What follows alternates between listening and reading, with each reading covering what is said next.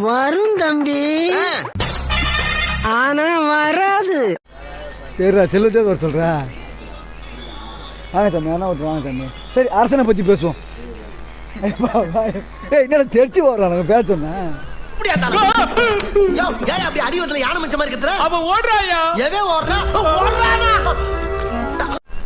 சரி, பள்ளி சாமியாரை கூப்பிடு. ஐப்பா வாய்ப்பா, உங்களை பற்றி தான் பேசணும்.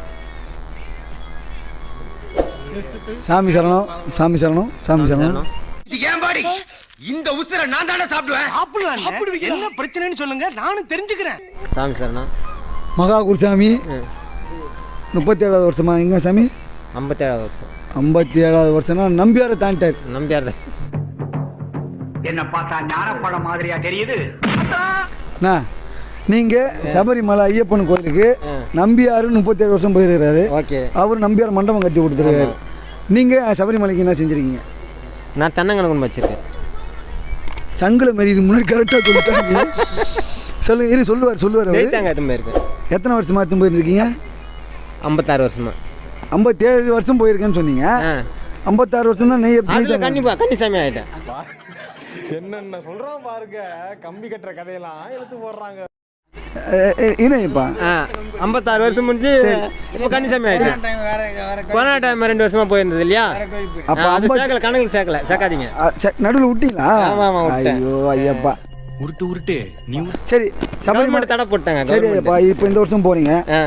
சபரிமலை சன்னிதானத்தில் உங்களுக்கு உண்டான எதனா ஒரு சேவை செய்யணும்னா என்ன செய்வீங்க? சேவை செய்யணும், என்ன சாமி கூச்சப்படாமல் சொல்லுங்க சாமி, என்ன சேவை செய்வீங்க? இப்போ நான் என்ன உங்கள்கிட்ட சொல்றது? அன்னதானம் போடுவேன். அது வந்து இல்லை சாமி, அது வந்து 170 பேர் செய்கிறாங்க. உங்கள் தனிப்பட்ட சிறப்பு என்னன்னா? எங்கள் தனிப்பட்ட சிறப்பு எல்லாம் செய்யறது செய்ய முடியும்.